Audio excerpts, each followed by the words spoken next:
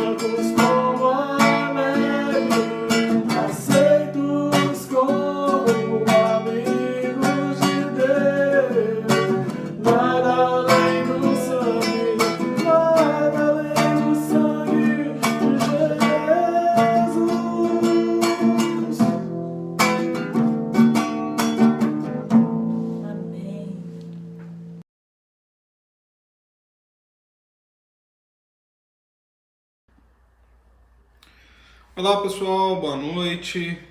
Espero que todos se encontrem bem. Espero que todos estejam bem. Espero que todos tenham tido uma virada de ano debaixo da graça de Jesus, debaixo da presença de Jesus. E desde já quero desejar a todos vocês um feliz um ano novo cheio da presença de Jesus e um ano novo próspero. Próspero não somente nas áreas que nós vamos nos desenvolver, não somente naquilo que nós vamos colocar a mão, mas próspero porque a presença de Jesus preenche o nosso coração, próspero porque nós vamos estar comprometidos com a grande missão que Cristo nos deu. E assim, a prosperidade virá a nós não somente nas áreas profissionais, financeiras, familiar, com os amigos ou outras coisas mais. Com certeza a prosperidade virá ao reino quando a gente se comprometer nesse novo ano com a missão que Cristo nos deu, com a missão que Cristo nos confiou, com aquilo que o Senhor Jesus nos chamou para desenvolvermos, para depositar a nossa força, para depositar sim o nosso coração. Bom, pessoal, hoje nós vamos estar conversando um pouco, nós estamos começando uma nova série intitulada Viver Comunidade. Esse é o nosso desafio para o ano de 2022. O nosso desafio como comunidade é viver, não somente de nome, não somente ter o nome de comunidade, mas o nosso desafio é viver comunidade em todas as áreas que nós vamos nos desenvolver, em todas as áreas que nós vamos colocar a nossa vida em ação. Então, o nosso propósito com essa série é fazer com que você entenda o que é ser comunidade, o que é viver comunidade, o que realmente Deus está nos chamando quando Ele nos chamou para sermos uma comunidade na cidade de Viçosa, uma comunidade instalada ali no bairro Violeira, que atende o bairro João Brás, que atende o Silvestre, que atende o Zigue Zague, que atende o Buiaé, que atende a própria Violeira, que atende o Inconfidentes, que atende todos esses bairros que estão ao nosso redor, que atende ali o Santo Antônio, o Vale do Sol, que atende essa região da cidade. O que Deus quer quando Ele nos chamou para sermos comunidade? Então, pessoal, esse é o nosso propósito com essa série. Eu vou começar falando aqui sobre ela hoje. Semana que vem o Glauco estará trazendo a mensagem a vocês também, já de forma presencial. Hoje ainda nós estamos somente no online, mas semana que vem o Glauco vai estar aí trazendo de forma presencial, na nossa sede, ali na comunidade, no nosso espaço, algo especial de Deus para nós, trazendo esse aparato de viver comunidade, tá bom? Mas hoje eu queria compartilhar com vocês de uma história conhecida. Em pouco tempo, eu sei que online às vezes cansa um pouco a gente, mas eu quero compartilhar uma história com vocês rapidamente, uma história conhecida. Eu já falei sobre essa história aí na nossa comunidade. Você com certeza já ouviu pregações, sermão acerca dessa história, mas eu quero compartilhá-la novamente com você com esse viés, viver comunidade. Veja comigo, Lucas, capítulo de número 15. Lucas, capítulo de número 15, vai nos trazer aí uma história muito conhecida de todos nós. Nós conhecemos, na verdade, essa história, ou na verdade esse aparato de histórias, porque Jesus vai aí compartilhar 3 histórias acerca de algo muito especial para nós, acerca de viver em comunidade. Lucas capítulo 15, abra sua Bíblia aí, a partir do verso 1 diz assim: todos os publicanos e pecadores estavam reunidos para ouvi-lo. Então esse texto de Lucas capítulo 15, esse contexto, essas histórias que Jesus vai contar, elas têm um contexto. Qual que é o contexto? O contexto de publicanos e pecadores. Esses homens, essas mulheres, esses publicanos, esses pecadores, eles estavam juntamente de Jesus, eles estavam ali prontos para ouvir Jesus. E a primeira pergunta que nós, que já fazemos parte da comunidade da CPV, sabemos responder assim, de bate pronto, é a pergunta: quem são os publicanos e pecadores? Os publicanos, eles eram judeus que haviam sido vendidos para os romanos, e eles agora eram trabalhadores, não escravos. Eles não eram escravos, eles eram trabalhadores que prestavam serviço ao Império Romano. E qual que era a função dele? Você já sabe, a função deles era coletar os impostos e passar esses impostos para os romanos. E o pior, o salário do publicano era tudo aquilo que ele conseguia arrecadar além dos impostos que o romano queria receber, ou que o Império Romano queria receber. Consequentemente, os publicanos, então, eles abusavam desse poder para quê? Para se tornarem ricos, ou seja, eles eram corruptos. Mas também existiam os pecadores. E quem eram os pecadores? Os pecadores, segundo o Evangelho, são pessoas que não se encaixavam em uma moral social familiar.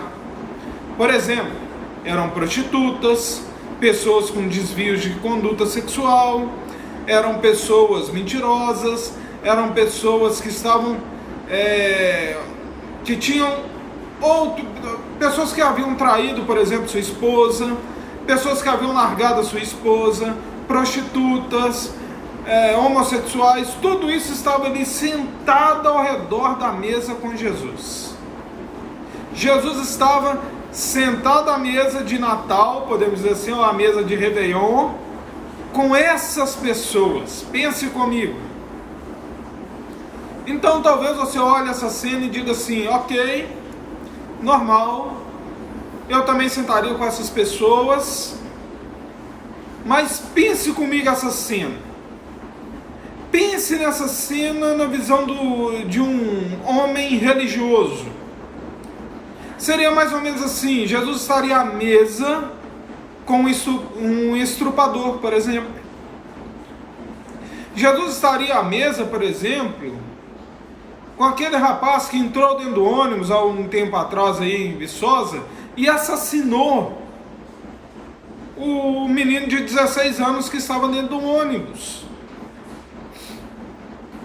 Jesus está à mesa, por exemplo, com uma pessoa assim que você jamais sentaria com ela.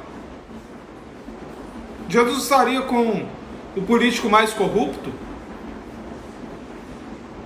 Entendeu o que o povo estava sentindo quando viram Jesus nessa cena? Você começou a entender, então, o contexto que Jesus estava inserido. Não era um contexto que todo mundo se sentia assim, normal. Não. E mais, não era apenas com essas pessoas que Jesus estava à mesa. Jesus também estava sentado na mesa e de repente chegou um travesti, chegou um militante da visão LGBT, entendeu? E todos eles estavam juntos com Jesus. Aqueles religiosos começam a ver a situação e justamente eles que estavam sentados à mesa com Jesus,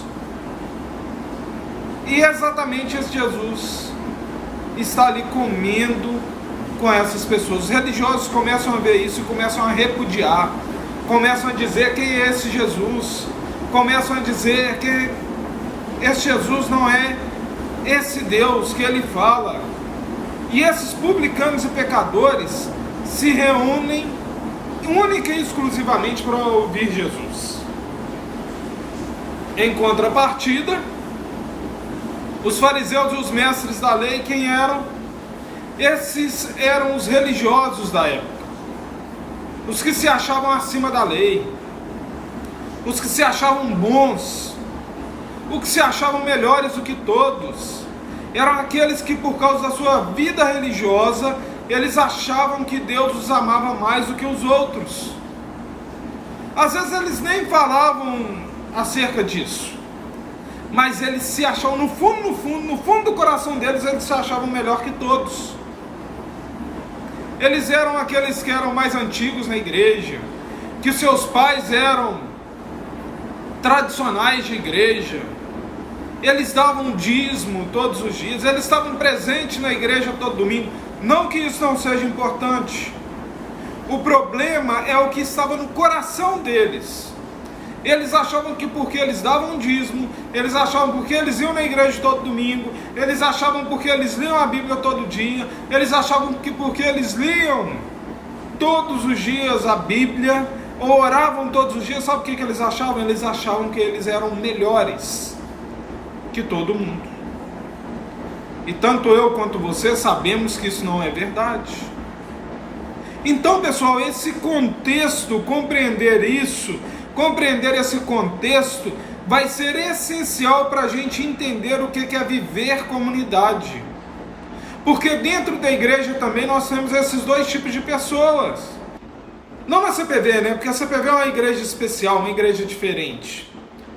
Mas nós temos pessoas que ainda não abandonaram o pecado, pessoas que continuam na prática do pecado, pessoas que estão ali, por mais que a gente fale, por mais que a gente pregue, por mais que a gente ensine, por mais que a gente visite, por mais que faça discipulado com essa pessoa não abandonou ainda o pecado. E por outro lado, nós temos pessoas que se acham melhores porque estão dentro da igreja, que se acham os religiosos, os merecedores do reino de Deus. Eles às vezes não falam,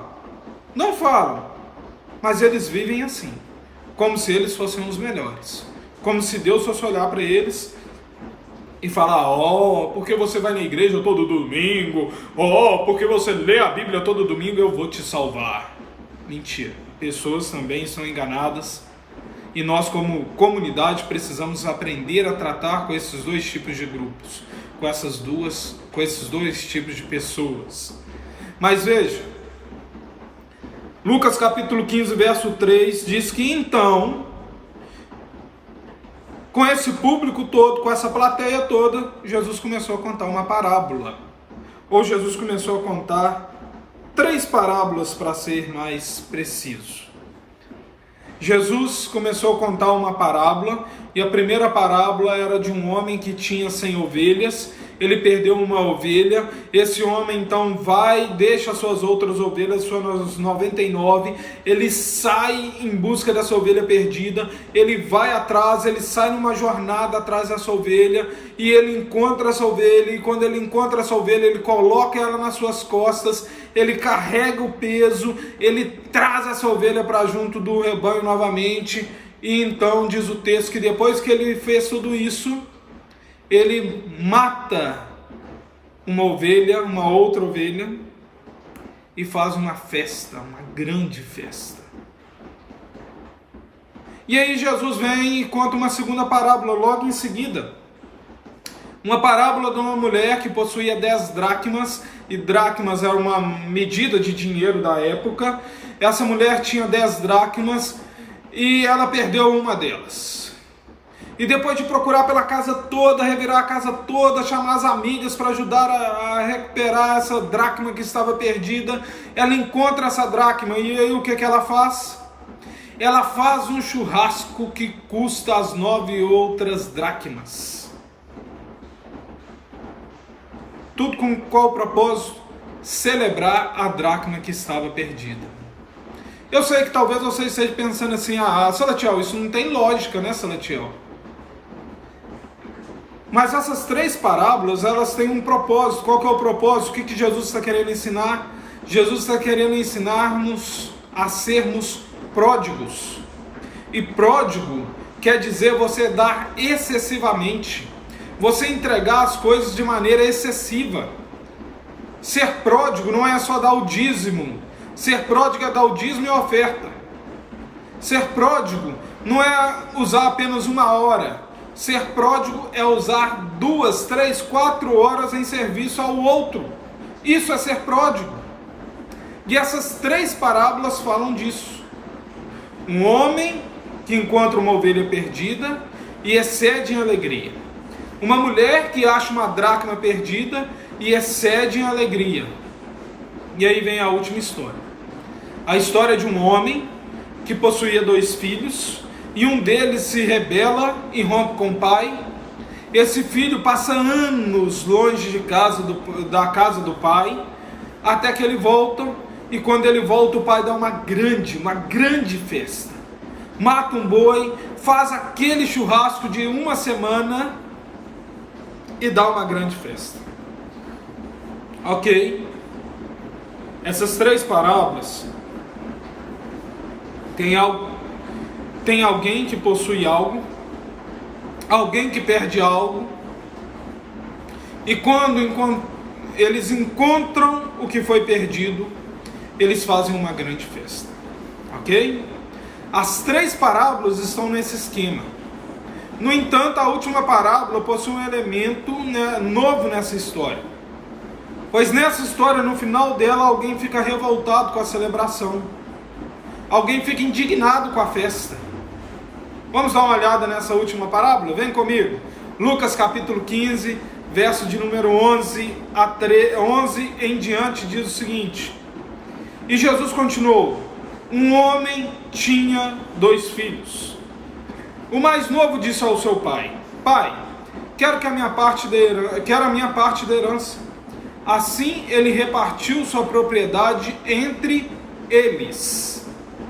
Não muito tempo depois, o filho mais novo reuniu tudo o que tinha e foi para uma região distante, e lá desperdiçou seus bens vivendo irresponsavelmente. Vamos parar por aqui por enquanto para a gente analisar bem o texto. Perceba, toda a ação desse filho mais novo, ele está buscando algo. Ele está buscando autonomia. Aquele jovem busca independência. Ele acha que ele vai ser livre. Ele busca autossuficiência. Quando aquele jovem diz ao seu pai: eu não quero mais viver com você, eu quero a minha parte da herança, ele busca autossuficiência. Ele diz: pai, eu não quero mais morar com você. Pai, eu não quero mais saber sua opinião sobre as coisas. Pai, me dá minha parte da herança, eu quero ser independente, eu quero a minha liberdade, eu não quero mais viver debaixo das suas ordens, eu não quero mais pegar tudo que... Eu não quero mais pegar aquilo que o Senhor tem, eu não quero mais pegar o dinheiro do Senhor, eu quero o meu, é meu. Já viu as pessoas que falam assim? É meu, eu resolvo o que eu quero resolver o que eu vou fazer com o meu dinheiro. Eu quero resolver o que eu vou fazer com o meu tempo. Eu tenho o direito de ser feliz e eu vou tomar a melhor decisão. E é isso que fazemos quando a gente está querendo buscar autonomia. Nesse processo, o filho mostra todo o seu egocentrismo. Ele pensa: sou eu, é meu, eu quero. O que vale sou eu, o que vale é a minha opinião. Eu não quero ter opinião de ninguém. Eu não quero viver comunidade com esse negócio de os outros meter a mão na minha vida, os outros falar da minha vida, pastor vir falar o que eu devo fazer, o que eu não devo fazer. Líder de núcleo falando: ah, não, você não pode viver assim, você não deveria viver assim, você deveria viver assado. Eu não quero isso. Ele não está preocupado o que os filhos vão pensar, o que os amigos vão pensar, o que os amigos da família vão pensar, o que o irmão dele vai pensar, o que o pai dele vai pensar. Ele não está nem aí para isso. Não importa, o que vale sou eu, a minha opinião. Ah, mas o seu irmão vai ficar cuidando do seu pai, que já é velho? Eu falo, olha, problema dele. Eu não quero saber. Eu quero saber de mim. Não importa, o que vale sou eu. Eu tenho o direito de ser feliz. Mas a busca por autonomia também revela a falta de amor por parte desse filho. Por quê? Porque ele tem o egocentrismo. E quando a gente é egocêntrico, você já deve ter ouvido essa palavra, quando a gente é egocêntrico, a gente só vive pra gente mesmo. A gente só ama a si mesmo. Ele não ama o irmão, ele não ama ninguém, ele não ama o seu pai, ele só ama a si mesmo. Mas a busca por autonomia, ela traz consequências. Porque ela demonstra a nossa irresponsabilidade. E esse filho, ele é irresponsável. Não apenas no modo dele gastar o dinheiro, mas na maneira dele lidar com o pai. O pai é velho. O pai precisa dele demais nessa fase da vida, mas ele é irresponsável. A autonomia nos faz irresponsáveis com aquilo que nós deveríamos ser responsáveis. Perceba, viver comunidade é viver em família. Viver comunidade é vida junto com seus vizinhos. Viver comunidade é vida dentro de uma igreja. Viver comunidade é vida compartilhada. É compartilhar a minha vida com você, é você compartilhar a sua vida comigo. Isso é viver comunidade. Viver comunidade é compartilhar o que Cristo tem feito na minha vida, no dia a dia, na manhã, na noite. O que Deus tem feito no meio da minha família, diante das minhas crises, diante das fendas da minha alma.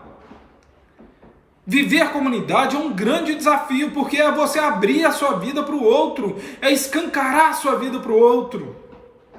Não estou dizendo que você tem que fazer isso para todo mundo. Escancarar os seus segredos. O Salatiel agora está dizendo que eu tenho que escancarar o meu segredo para a igreja. Não é isso que eu estou dizendo. Eu estou dizendo que você não pode andar sozinho. Viver comunidade é você compartilhar o que Cristo tem feito na sua vida para abençoar a vida do outro. E a gente abençoa a vida do outro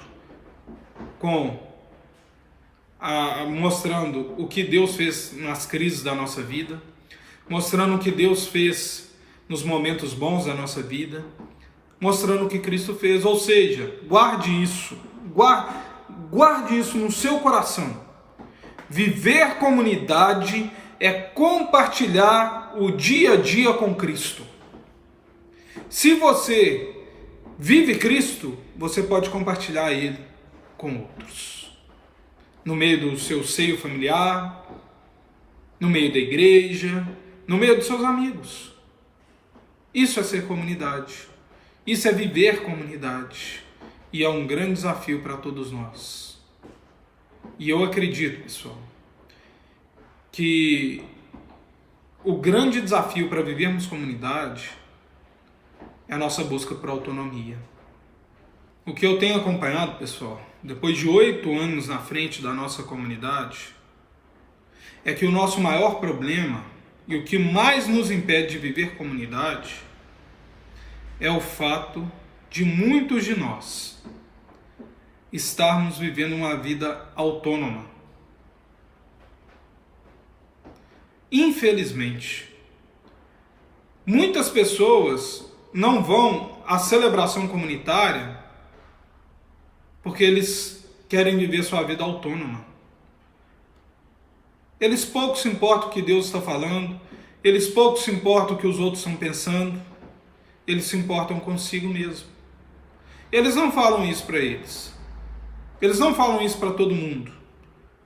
Mas eles mostram através de suas atitudes. Por exemplo, preferem ir para o clube do que estar junto em comunidade. Preferem fazer a sua vontade do que ter um tempo com outra pessoa compartilhando a vida de Cristo. Esse é um dos nossos maiores problemas. Pessoas que fazem o que querem, do jeito que querem, da forma que querem. E perceba, esse foi exatamente o pecado que tirou Adão e Eva do propósito principal. No jardim do Éden, qual foi a proposta do diabo para Adão e Eva? Se vocês comerem do fruto, vocês não precisarão mais de Deus. Vocês vão poder ser autônomos. Vocês vão ser igual a Deus. Deus não precisa de ninguém. Ele é grande, Ele é poderoso. Ele não precisa de ninguém. Vocês também não vão precisar de ninguém. Autonomia. Esse é o pecado de Adão e Eva. Esse é o pecado que tem nos roubado a vida comunitária. A vida comunitária com Cristo. A vida comunitária uns com os outros. Mas continuando a história, Lucas capítulo 15 ainda, verso de número 14, diz o seguinte: depois de ter gasto tudo, houve grande fome em toda aquela região e ele começou a passar necessidade. Por isso, foi empregar-se com um dos cidadãos daquela região, que mandou para o seu campo a fim de cuidar de porcos. Ele desejava encher o estômago com as vagens de alfarrobeira que os porcos comiam, mas ninguém lhe dava nada. Veja só a situação desse jovem. Ele foi para uma terra distante, ele gastou tudo que tinha, mas de repente houve uma grande fome na terra. Então esse jovem começou a passar necessidade. Acabou indo trabalhar com alguém que mandou ele para cuidar de porcos. Diz o texto que ele desejava comer a comida dos porcos, mas não podia comer. Ninguém deixava ele comer. Quando nós lemos essa história, a gente acha justo que esse jovem se dê mal. A gente acha justo que ele tenha dado com os burros na água. Via de regra, esse é o fim daqueles que buscam autonomia. Mas lembre-se, para quem Jesus está contando essa história? Para os fariseus, para os mestres da lei, mas também para os publicanos e pecadores. Então a pergunta é: o que você acha que os fariseus e escribas começaram a pensar quando Jesus contava a história? Eles começaram a pensar assim: isso mesmo, Jesus, dá neles, isso mesmo, palavra, faz chover fogo, Senhor, queima, Jesus. Eles estão abandonando, eles te abandonaram. Mostra para esses corruptos, mostra para esses pecadores que o destino deles é esse aí. Eles vão acabar com esse jovem novo, esse filho mais novo. Perceba, qual era o sentimento dessas pessoas para com o filho mais novo? O sentimento de vingança. Bem feito. Ele se deu mal. É isso aí, justiça foi feita. Esse jovem desejou que seu pai estivesse morto, pegou tudo aquilo que não era dele, de direito ainda, porque o seu pai não havia morrido, gastou tudo, agora ele está na miséria, e isso é justo. Está certo. Ele agora está no lugar que deveria estar. Mas a história continua, veja comigo, verso de número 17, diz assim: caindo em si, ele disse: quantos empregados de meu pai têm comida de sobra e eu aqui morrendo de fome? Eu me porei a caminho e voltarei para meu pai e lhe direi: pai, pequei contra o céu e contra ti, não sou mais digno de ser chamado teu filho. Trata-me como um dos teus empregados. A seguir, levantou-se, foi para o seu pai. Estando ainda longe, seu pai o viu, cheio de compaixão, correu para o seu filho e o abraçou e beijou. E eu queria te mostrar algo especial aqui para você, 3 aspectos importantes para você reverter qualquer situação na sua vida. Abrindo um parêntese aqui, né? Primeiro, você deve reconhecer que pisou na bola. Esse jovem reconhece que ele pisou na bola. mas porque esse texto diz que esse jovem, ele caiu em si, caindo em si, ou seja, ele ganhou consciência do seu erro. E aí esse jovem, consciente do seu erro, o que ele faz? Ele faz um plano. Peraí, se eu errei, eu preciso corrigir. Se eu preciso corrigir, eu preciso fazer isso, isso, isso e isso. Ele fala, eu vou voltar para meu pai, eu vou dizer isso, vou dizer isso, eu vou dizer isso para meu pai. E a partir de agora ele vai buscar o seu plano. E ele tem uma atitude, ele se levanta e vai. Porque é muito fácil você reconhecer o erro, você fazer um plano, mas não mudar a sua atitude. Ele resolve mudar a atitude dele. Ele muda a sua atitude. Ele vai atrás do seu pai. E assim também é a nossa vida, gente. A gente precisa de tomar consciência que a gente pisa na bola, que a gente erra. A gente tem que planejar também os próximos passos. E aí o que a gente faz? A gente sai em atitude. E aí a pergunta para você é: que atitude você precisa ter para mudar a sua vida com Deus? Que atitude você precisa de ter para mudar o seu casamento? Que atitude você precisa de ter para melhorar a sua relação com o seu filho? Não adianta você ficar pensando no que o outro pode fazer. A pergunta é para você: o que você pode fazer? Qual é o seu plano para 2022 mudar a sua vida com Deus? A sua vida em comunidade? Há uma música do Paulo César Baruch, que eu estou lembrando aqui agora, muito interessante, que ela diz assim: ano novo, vida nova. Mas se a gente não fazer diferente, tudo vai ser igual. Ou seja, o ano novo só será novo se a gente ver aquilo que a gente errou em 2021, se a gente se conscientizar dos nossos erros, planejar fazer algo diferente e colocar em prática aquilo que nós fomos chamados para ser diferentes. E aí, eu queria te chamar a atenção, voltando ao texto, no verso de número 20. Que diz o texto assim: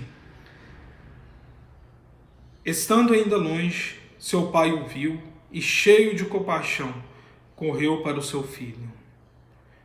E agora os fariseus e os escribas começam a falar assim: opa, peraí, essa história não está muito legal, essa história não está muito boa, opa, o que esse Jesus está mudando, o que esse Jesus está falando, cuidado, muito cuidado, Jesus.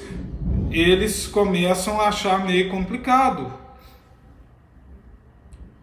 Esse negócio dele se arrepender, do filho mais novo se arrepender, voltar para casa, o pai aceitar, o pai ir lá abraçar ele, esse negócio não está muito certo, mas ainda existe uma luz no fim do túnel, né?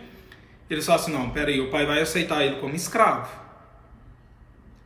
E se o pai aceitasse ele como escravo, o fariseu e escriba iria dizer assim: tá certo, isso é justiça. Ele tem que passar o resto da vida como escravo mesmo. Mas veja só, o texto diz que o filho ainda estava longe, seu pai o viu, correndo, o abraçou e o beijou. E lembre-se, nós estamos falando aqui de um homem já de idade, um homem velho, mas ele sai correndo, ele abraça, ele beija. E não é difícil a gente ver esse pai chorando, ver esse pai derramando as suas lágrimas, abraçando o seu filho, beijando várias vezes. Esse filho não é alvo da justiça do pai, esse filho é alvo do perdão, do amor e da graça desse pai. Se a autonomia nos impede de viver em comunidade, o perdão, a graça e o amor é aquilo que nos une. São os maiores aliados para a gente viver em comunidade. Sem perdão, sem graça e sem amor, a gente não vive em comunidade. A gente vai viver a comunidade somente no nome. Sem perdão, sem graça, sem amor, a gente não consegue ficar casado. Sem perdão, sem graça, sem amor, a gente não consegue receber os filhos depois de suas crises. Sem perdão, sem graça, sem amor, nossas amizades não vão durar. Sem graça, sem perdão, sem amor, a gente não consegue viver a igreja. O filho então volta para o pai e diz aquilo que ele planejou. Veja comigo aí, o verso número 21 diz assim: o filho lhe disse: pai, pequei contra o céu e contra ti, não sou mais digno de ser chamado seu filho. Perceba, o filho nem terminou a fala dele, porque o plano dele, você lembra? Me aceita como escravo e tal, né? Só tem muito escravo em casa. Mas o pai não se importa, o pai simplesmente abraça, beija e fala com ele: olha, não quero saber. O pai exerce a graça, o perdão e o amor para com aquele filho. Eu não sei se você já percebeu, mas essa é a nossa história. Eu e você somos parte da humanidade que um dia chegamos diante de Deus, criamos uma situação e falamos assim: pai, não quero mais viver com o Senhor. Chega, não quero saber a opinião do Senhor, não quero saber o que o Senhor vai falar, não quero saber o que o Senhor vai fazer. Chega! Eu só quero o mundo que o Senhor criou, eu só quero as bênçãos que o Senhor tem, eu só quero os bens que o Senhor pode me dar, as riquezas, eu quero a terra, eu quero tudo aquilo que o Senhor pode me dar, eu quero o dinheiro que o Senhor pode me dar, mas eu não quero você. Eu quero as bênçãos, mas eu não quero me relacionar com você e ter que te obedecer. Assim, o texto continua dizendo, verso 22 e 24, 22 a 24, né? Mas o pai disse aos seus servos: depressa, tragam melhor roupa, vistam nele, coloquem um anel no seu dedo e calçado nos seus pés. Tragam um novilho gordo e matem-no, vamos fazer uma festa e comemorar, pois esse meu filho estava morto e voltou à vida, estava perdido e foi achado. E começaram a festejar. Em outras palavras, quando esse pai abraça o filho, ele diz: aleluia, glória a Deus. Glória a Deus, Deus agiu, trouxe o meu filho de volta, bendito é o nome do Senhor. E ele faz uma grande festa. Perceba só, o final dessa parábola é o mesmo final das outras duas parábolas. Um homem achou uma ovelha perdida e fez uma grande festa. Uma mulher achou uma dracma perdida e fez uma grande festa. Agora um homem encontra um filho que estava perdido e faz uma grande festa. Mas algo novo acontece com essa parábola, algo diferente que não havia acontecido nas outras duas. Veja comigo o verso de número 25 a 28, diz assim: enquanto isso, o filho mais velho estava no campo. Quando se aproximou da casa, ouviu a música e a dança. Então chamou um dos servos e perguntou-lhe o que estava acontecendo. Este lhe respondeu: seu irmão voltou e seu pai matou o novilho gordo, porque o recebeu de volta são e salvo. O filho mais velho encheu-se de ira e não quis entrar. Então seu pai saiu e insistiu com ele. Complicado, não? Mas lembre-se, os fariseus e escribas estavam criticando Jesus porque ele estava na mesa, ou ele estava à mesa, onde tinham publicanos e pecadores. Para mim, esse filho mostra uma visão equivocada de si mesmo. Ele acha que ele nunca errou, ele acha que ele é bom, ele acha que ele é o melhor, e por isso ele é implacável. Ele é implacável com aqueles que erram. Ele está pronto a condenar. Ele se sente desconfortável porque o pai aceita o seu irmão de volta. Ele fica revoltado porque ele se acha certo, ele se acha o melhor, ele acha que ele nunca fez igual ao seu irmão. A pergunta aqui na cabeça do irmão mais velho é: como meu pai pode aceitar, como meu pai pode abençoar uma pessoa dessa? É a pergunta que muitos de nós também fazemos. Como que Deus pode condenar uma pessoa e aceitar aquele outro que fez tanta coisa boa? Como Deus pode aceitar aquela pessoa no céu, sendo que ele fez tanta coisa errada, que ele matou tanta gente, que ele roubou, que ele falava mal, que ele era fofoqueiro, que ele fazia isso, que ele... a gente sabe todos os pecados da pessoa e a gente pergunta assim: como Deus só pode aceitar esse tipo de pessoa? E a resposta de Deus é exatamente essa: perdão, graça e amor. O problema desse tipo de pensamento, dessas pessoas que pensam dessa maneira, é que eles se acham muito bons. Muitos se acham bons demais. Que ele é capaz de fazer tudo certinho e que se ele fizer tudo certinho, Deus vai abençoar ele. Deus vai dar a ele a salvação. Deus vai olhar para ele e falar assim: oh, meu filho, como você é bonzinho, você faça o favor, vive no meu céu, por favor, porque você é muito bonzinho. Essa é a síndrome do filho mais velho.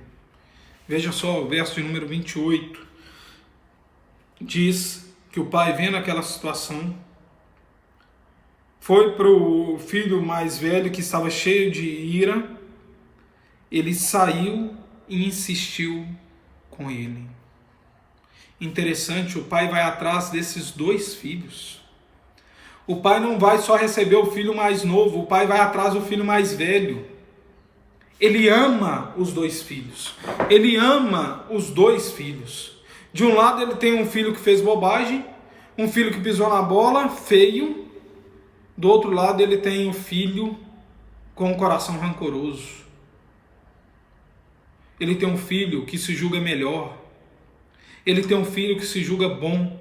Mas o pai ama os dois. E veja aí o verso 29, diz assim: mas ele respondeu ao seu pai: olha, todos esses anos tenho trabalhado como um escravo ao teu serviço e nunca desobedeci às tuas ordens. Mas tu nunca me deste nenhum cabrito para eu festejar com os meus amigos. Interessante. Ele está com o pai, mas não se sente como filho do pai. Ele se vê como um escravo.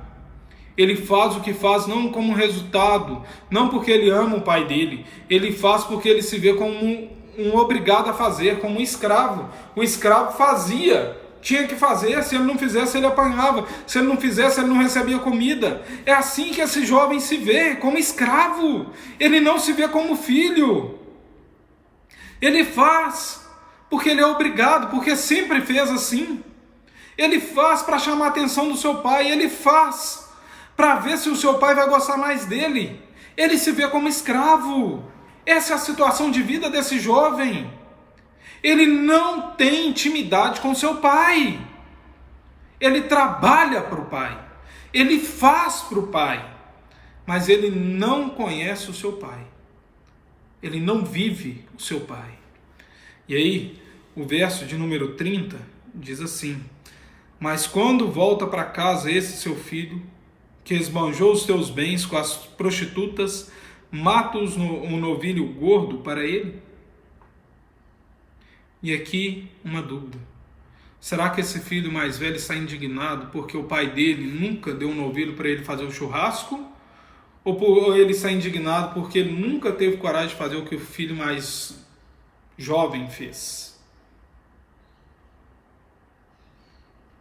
Mas o filho mais novo fez. E aí, quando o filho mais novo volta, ele é aceito pelo pai e a lógica dele desaba. Porque ele acha ser certo, ele se acha o melhor, porque ele só não foi, porque ele queria ficar com o pai, porque ele amava o pai, ele não foi porque ele tinha medo. O mais novo teve coragem. O mais velho ficou porque amava o pai?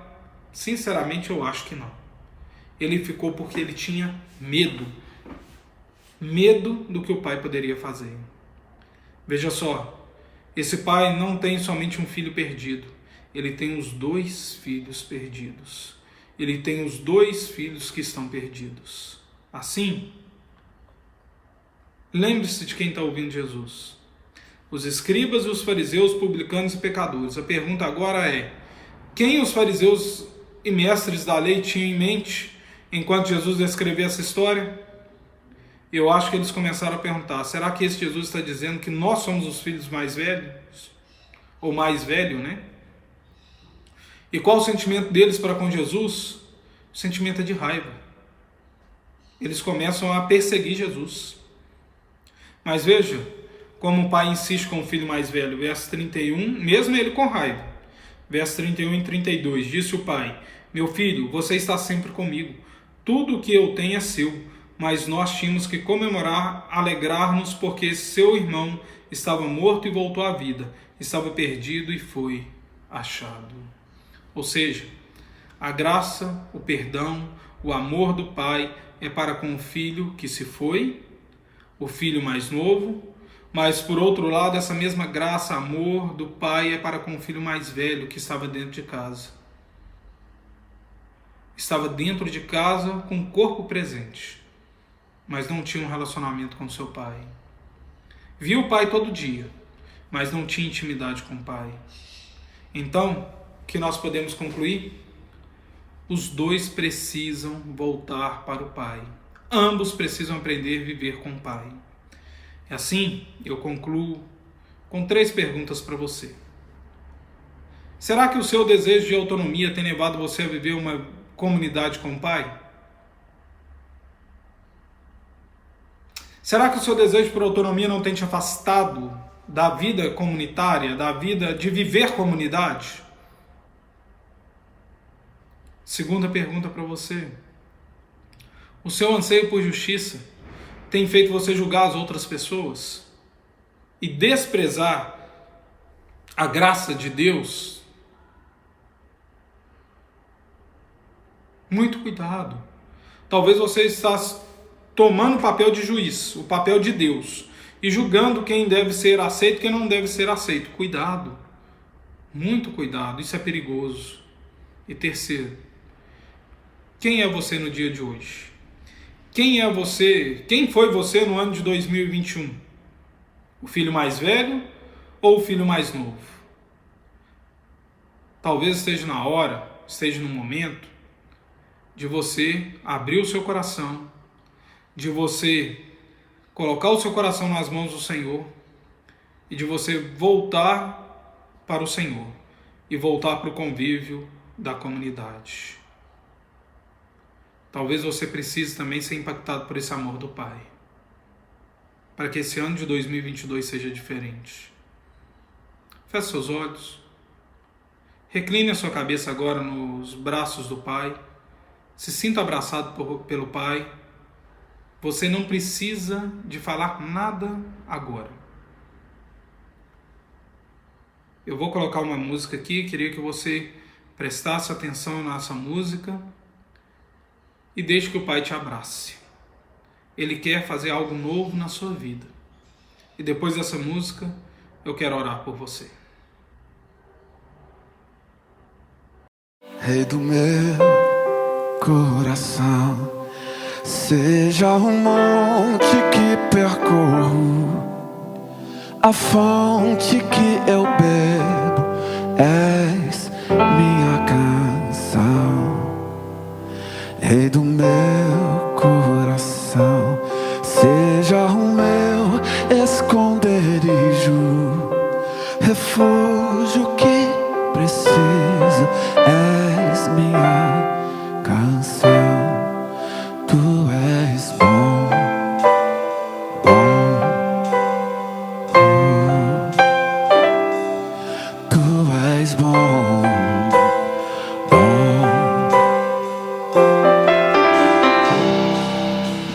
Rei do meu coração, seja o vento em minhas velas, a âncora no mar, tu és minha canção. Rei do meu coração, seja o meu esconderijo, refúgio que preciso, és minha canção. Tu és bom, tão bom, tu és bom, tu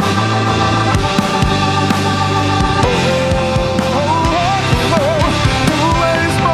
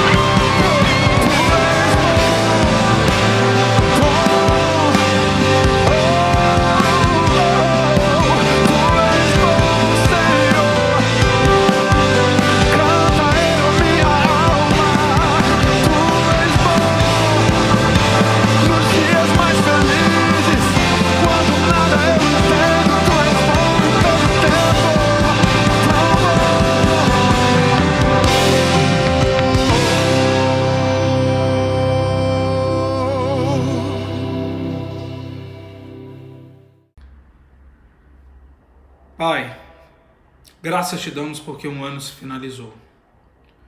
Mas pedimos a Ti, ó Pai, a direção para esse ano de 2022. Nós queremos viver comunidade, nós queremos ser verdadeiramente uma comunidade, vivendo para a honra e glória do Senhor. Por isso, Pai, te peço que o Senhor trabalhe no nosso coração. Se nós estamos tendo atitudes como o filho mais novo, abandonando o Senhor, que o Senhor, ó Pai, toque no nosso coração para que a gente caia em si, planeje e volte para os braços do Senhor. Mas se a gente está sendo como o filho mais velho, ó Pai, aquele filho que está colocando a justiça minha para dizer quem o Senhor deve aceitar, a justiça minha para dizer quem deve estar na igreja, que o Senhor me perdoe e me dê a Tua graça. Pai, faça do ano de 2022 um ano da presença do Senhor no nosso meio. Um ano, ó Pai, da prosperidade do Senhor no meio da nossa comunidade, para a honra e glória do Senhor. Rogamos a Ti, ó Pai, que o Senhor nos dê uma semana de paz, uma semana de vitória, e que o Senhor derrame sobre nós as Suas bênçãos, e que a graça do nosso Senhor Jesus Cristo, o amor de Deus Pai e a comunhão com o Espírito Santo do Senhor se repouse sobre cada um de nós e sobre todo o povo de Deus na face da terra, hoje e eternamente. Amém e amém. Querido, só para a gente encerrar, queria te lembrar que esse viver em comunidade vai gerar um movimento na nossa comunidade. Primeiro movimento que eu queria te convidar a participar dele. Nós estamos voltando agora no último domingo de janeiro com o nosso Junta Panela. Então, no último domingo de janeiro, a nossa celebração será às 10 horas da manhã e nós teremos o nosso tradicional Junta Panela. Você não pode deixar de participar, você não pode deixar de vir. Nós queremos te incentivar a viver em comunidade. E sabendo também que os nossos núcleos são essenciais para essa vida em comunidade, nós também estamos voltando com os nossos núcleos em fevereiro. A partir do mês de fevereiro, os nossos núcleos voltam na ativa e eles estarão tendo uma nova disposição para te incentivar a viver em comunidade e a servir o outro. E nós teremos mais novidades por aí, ok? Caminhem conosco, vamos juntos, que nós vamos ter momentos comunitários que vão nos fazer crescer na presença de Jesus. Que Jesus te abençoe, que você tenha uma ótima semana. Eu estou nas próximas 2 semanas de férias e a partir do 3º domingo, ou do 4º domingo, de janeiro, estarei com vocês de volta. Vocês abençoando a minha vida, eu abençoando a vida de vocês e nós vamos caminhar juntos, sendo comunidade. Um forte abraço, que Jesus te abençoe.